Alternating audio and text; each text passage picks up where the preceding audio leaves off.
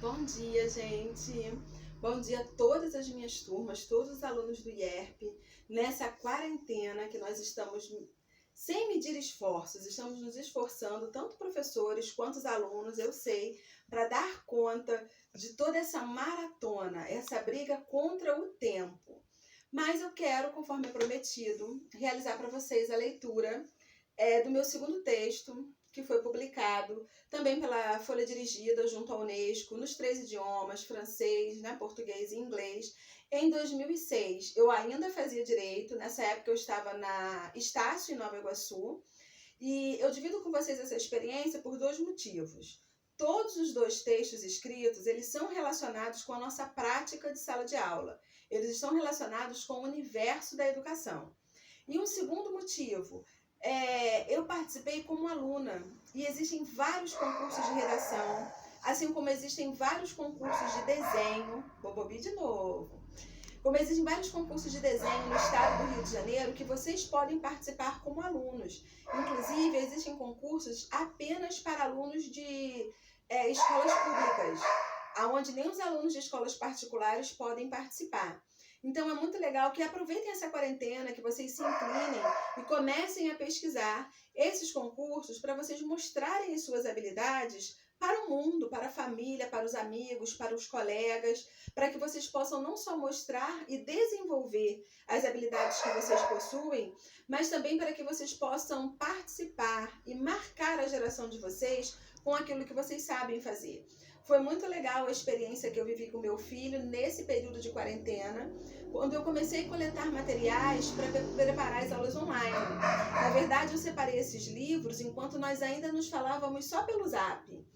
E quando eu separei os livros, meu filho estava junto comigo e eu fui contar para ele a história, tanto do primeiro quanto do segundo livro. Eu peguei a minha pasta, meu portfólio, mostrei a ele as fotos, os jornais que à época eu fui entrevistada e participei. E ele ficou encantado. Foi uma falha minha, ele tem 8 anos, mas ele ainda não sabia desses projetos, desses trabalhos que fazem parte da minha história. E ele ficou muito encantado, particularmente, ele escreve muito bem. Ele tem 2 textos, ele reescreveu uma história, acho que foi dos 3 porquinhos, de uma maneira tão linda, e ele na época tinha 7 anos. Eu fiquei encantada, eu tenho ela guardada até hoje. Ele fez um outro trabalho na escola, que a professora pediu para contarem como foi a aula naquele dia. Foi uma aula diferenciada, uma aula prática, e ele, assim, eu deixei ele escrever e depois eu fui corrigindo o texto, colocando parágrafos, os pontos, mas o conteúdo da escrita eu disse, gente, é meu filho, se tivesse trocado na maternidade eu iria reconhecê-lo pela escrita dele. Então, para mim foi uma oportunidade de incentivá-lo, para que ele possa se inclinar mais para a escrita. E é isso que eu também quero fazer com vocês. Mostrar para vocês que vocês possuem diversas habilidades. Alguns de vocês possuem a habilidade da oratória, falam muito bem, e aí vocês vão procurar profissões e oportunidades de desenvolverem melhor esse talento, essa habilidade, mas com o foco de ser sempre um bom cidadão, né? Uma pessoa que possa estar colaborando com a formação social da sua comunidade, da sua sociedade, do seu espaço de trabalho. Todo ser humano tem uma qualidade em especial. Nós somos transformadores da vida do outro e também da nossa vida. E aí é muito legal quando a gente consegue participar como professor da vida do outro. E vocês serão futuros professores muito em breve e precisam despertar esse desejo pela leitura. Quem faz comigo o PAL, que é Processo de Alfabetização e Letramento, nós vamos falar muito sobre isso, sobre a questão de sermos técnicos em alfabetização, de sermos técnicos em leitura, de sermos exímios profissionais que têm o domínio sobre o que lê, sobre o que escreve e sobre como auxiliar, mediar o processo de construção, de aprendizagem da leitura e da escrita no outro, porque a leitura e a escrita acompanham o nosso pensamento, acompanha a evolução do pensamento e da linguagem, que pode ser corporal, que pode ser falada, da linguagem do silêncio. Então nós temos um universo no mundo das palavras ditas e das palavras não ditas que precisam ser conhecidas por nós, professores. Eu vou sempre dizer para vocês que a escola ela é um espaço privilegiado da construção de saberes, da construção de relações, de afetos, e um espaço privilegiado capaz de transformar o meio em que vivemos e de nos instrumentalizar para as transformações sociais a quais precisamos. Num país que é riquíssimo de gente, riquíssimo de afeto, riquíssimo de carinho, de comunicação, geograficamente falando, riquíssimo de propriedades no solo, de minerais. Nossa, nós somos maravilhosos, mas precisamos trabalhar isso de forma que todos possam gozar desta maravilha, dos direitos, principalmente do direito de aprendizagem, do direito de aprender a ler e escrever, do direito de conhecer, do direito de ser. O nosso foco na dignidade da pessoa humana, que tem o nosso aluno, como nós professores temos, como vocês alunos também têm. Esse texto traz uma reflexão sobre a trajetória de o que seria importante ou prioritário hoje na educação do século XXI. Tá? Ele tem como título Educação, importante ou prioritária. Eu nem me lembro agora a página que o meu texto está aqui, deixa eu conferir. Esse concurso já reunia mais de 50 mil candidatos, foram 51 mil candidatos. Eu fiquei entre os 100 melhores, foram os 100 melhores textos selecionados para que fosse publicado. Está na página 132 esse. Como eu disse no outro vídeo, eu vou disponibilizar um exemplar de cada na biblioteca, depois se vocês quiserem olhar, ver o material, né, na sua íntegra, e também começarem a pesquisar. Se vocês quiserem escrever, participar de concursos de redações, é só me chamar, eu dou uma luz, eu dou uma orientação, eu vou vibrar com vocês e vou assessorá-los no que for possível, porque eu quero que os meus alunos frutifiquem. Eu planto sementes, vocês têm que florescer, tá bom? Vamos lá. Antes de responder se a educação é importante ou prioritária, é preciso pensar no mundo que temos, no mundo que queremos, no mundo que somos. Educar no século XXI. Na trajetória do século XXI, antes de responder se a educação é importante ou prioritária, é preciso pensar no mundo que temos, no mundo que queremos, no mundo que somos. A história da humanidade nos atesta grandes feitos, conquistas, valores, descobertas. Durante o processo de evolução biopsicossocial, o homem preocupou-se em marcar seus passos de forma indelével. Cada indivíduo que assentou um tijolo à parede gravou seu nome na memória da posteridade. Foi assim que os grandes filósofos, pensadores, revolucionários, cientistas, pintores, religiosos e políticos fizeram. Nada escapa à história, nada escapa ao caminho do futuro. Alcançamos o êxtase da evolução humana. Com a possibilidade de rascunhar o homem, a clonagem, passamos da visão monoteísta ao panteísmo. Agora somos divino-cientificamente quase Deus. O que há da figura divina em nós não é apenas os sentimentos, a bondade. Agora imaginamos ser igual a ele. A ciência parece ter descoberto a morada do segredo de Deus, o impossível. Chegamos lá. Não há retrocessos aos feitos braçais, intelectuais do homem. Portanto, nos conscientizamos que em mais ou menos 5 milhões de anos, colocamos o mundo, o universo, do jeito que queríamos. Ultrapassamos o divino sagrado e talvez o impossível, para chegar lá, a um lugar sem forma e vazio, o ponto de partida. Grandes homens, quer bons, quer maus, passaram pela escola. Foram educados pelos seus familiares, pelos seus professores, pela sociedade. Em que a educação influenciou? Que mundo, afinal, a educação ajudou a criar? Em 6 continentes, ocorrem conflitos para uma galáxia inteira. Se continuarmos assim, A terra muito em breve vai ser um buraco negro, escuro do ódio e da ganância, da violência dos narcisos que a história registrou. Voltamos à estaca zero. Que filosofia de vida, afinal, é a do homem? O que se aprende na escola? O que se faz da educação em uma humanidade que costuma mudar seus valores, impor suas ideias, construir seu patrimônio através da guerra? Educamos alunos, formamos cidadãos, ou um exército a serviço de ideologias contrárias a tudo que estudamos e acreditamos? A educação que temos é a educação que queremos? Pensar a educação como processo histórico é reconhecer a evolução humana a nível de um comportamento e de tendências sociopolíticas e analisar quem representa cada papel no que diz respeito a conquistas. Conquistas de quem? O povo, de braços abertos, fez guerras. Com as mãos que mataram os inimigos, enterraram seus amigos.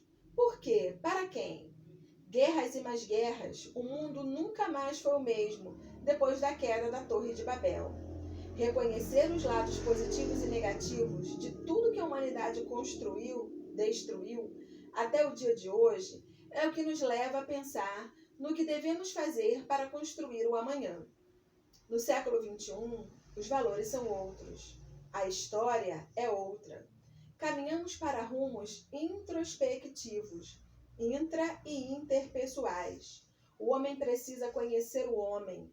Não temos como nos preocupar mais com valores individuais. Se o foguete foi ou vai à lua, se o ouro está nas águas dos rios ou nas minas, se o verde da floresta vale mais quando vira dinheiro. Não há mais o que destruir. Nossos passos, nossa preocupação é reconstruir o homem, este que secularmente deteriorou-se com suas construções e descobertas.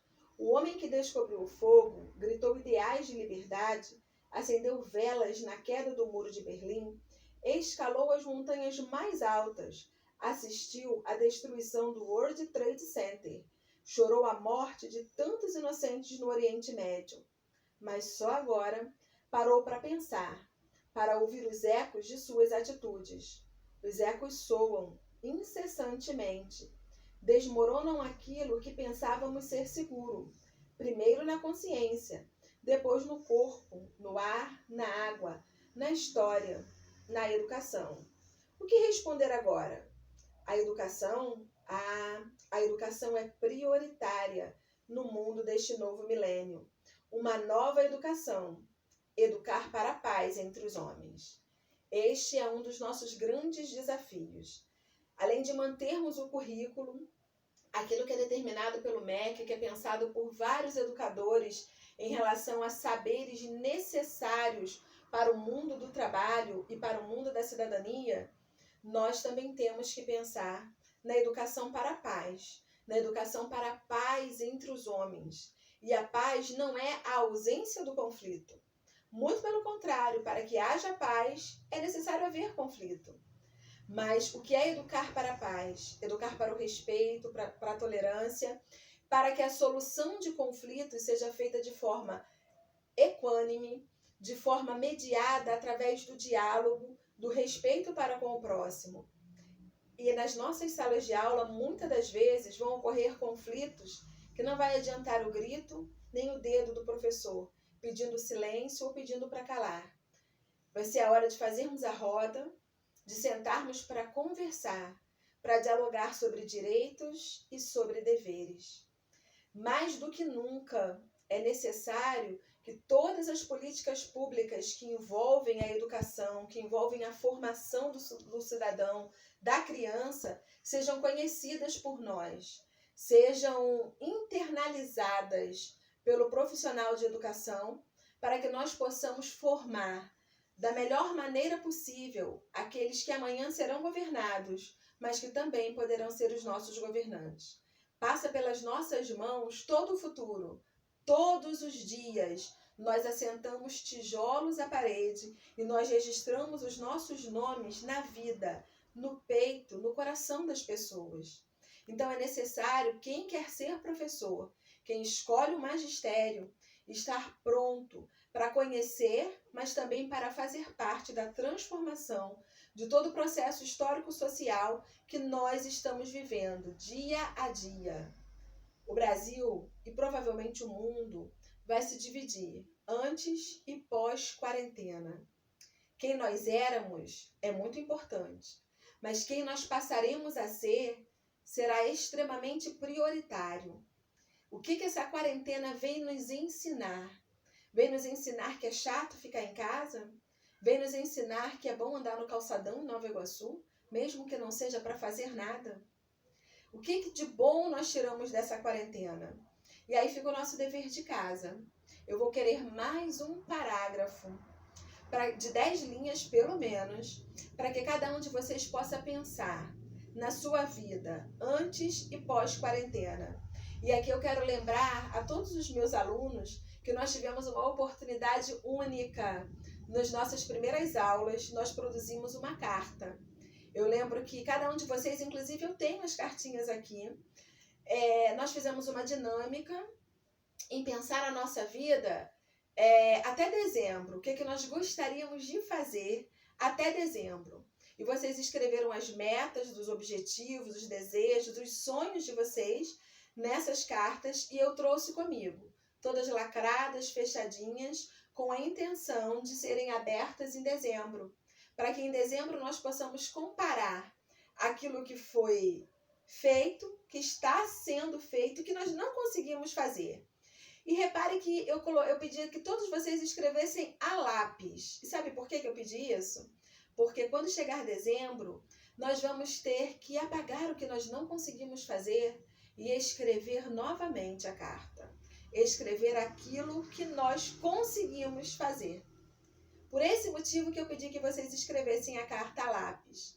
Mas é uma prova de que a nossa vida também não pode ser apagada. Esses projetos até dezembro foram todos alterados.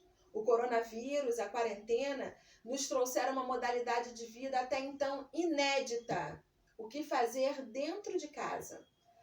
Como conviver com quem nós amamos, mas que não vemos toda hora, que não vemos todos os dias. E a quarentena nos coloca confinados num espaço que é nosso, num período de tempo muito maior. E as nossas metas traçadas? Como faremos para alcançá-las? Será que alcançaremos? Eu me lembro que uma aluna, no ano passado, quando eu fiz essa dinâmica, ela escreveu na carta uma única meta e eu tomei um susto. Ela colocou assim: a minha meta é sobreviver. Essa aluna luta provavelmente ainda contra uma depressão. E quando eu sentei ao lado dela para conversar, porque me causou um impacto grande, esse ano agora, em março, abril, eu me lembrei dela. E eu disse, nossa, a nossa meta em 2020 é a mesma desta aluna, quando em dezembro abrimos a cartinha. Sobreviver. Só que a nossa meta e a nossa briga não é apenas uma questão de você sobreviver respirando. Nós temos que sobreviver fazendo. É um que fazer constante para que a gente não se perca, para que a gente não fique à espera da quarentena acabar para a vida começar. Então fica para vocês o meu convite, para que vocês venham refletir sobre o que estão fazendo nessa quarentena e o que na verdade vocês poderiam fazer. Quero esse registro num parágrafo de pelo menos 10 linhas e nos vemos no nosso próximo encontro. Beijo!